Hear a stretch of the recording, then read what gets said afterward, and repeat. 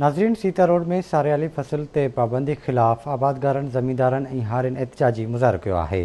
उन हवाले सां वीडियो लिंक ते मौजूदु आहे राजा ऐं चन्ना। जी राजा।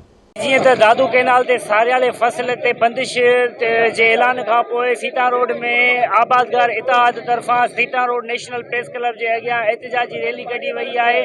अचो त इन हवाले सां अॻवाननि सां ॻाल्हि ॿोल कयूं त उन्हनि जो छा चवणु आहे। सिंध गवर्नमेंट सारियुनि जे फसल ते असांजे ते पाबंदी आहे त सारियुनि जो फसल न कयो। पाणी घटि आहे, पाणी जॾहिं त मथां खां घटि आहे कोन, पाणी तव्हां हींअर बि ॾिसो त सखर खां केतिरो थो अचे, दादू कैनाल ते केतिरो आहे, जोही बेरार ते केतिरो आहे, ऐं हे जेका असांजो बि बेल्ट आहे, जेका असांजी साॼी पट्टी आहे, उहा आहे टोटल सारी। असां वटि ख़ुश्क पोखूं थींदियूं कोन, न तिर थींदा, न होण थींदा, न ॿियो को फसल थींदो। सारियुनि जी मोकल ॾिनी वञे।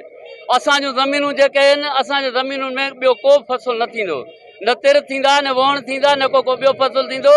जेकॾहिं असांखे सारियूं करण न ॾिनियूं हुयूं त असांजूं ज़मीनूं बंजर बणिजी। ईअं थो नज़र अचे सिंध हुकूमत या सिंध हुकूमत जो वज़ीर आला इहो हेॾो जो पंजाब जो कमु मां पंहिंजे ज़ाती नफ़े जे लाइ, ज़ाती फ़ाइदे जे लाइ हिते जेको नुक़सानु थो थिए हितां जे आबादगार जो त थिए ई थिए थो, पर मां तव्हांखे इहो ॿुधायां त गॾा गाॾ वारे जो बि आहे, पोरत जो बि आहे, जेको कारखानो हमारत जो कमु आहे उनजो नुक़सानु आहे। जीअं त तव्हां आबादगारनि जूं ॻाल्हियूं ॿुधियूं, हिन जो चवणु आहे त सालनि खां वठी जिन ज़मीनुनि ते असां सारियालो फसल पोखींदा आहियूं, ओचितो उन ते बंदिश असांजी सम्झ खां ॿाहिरि आहे।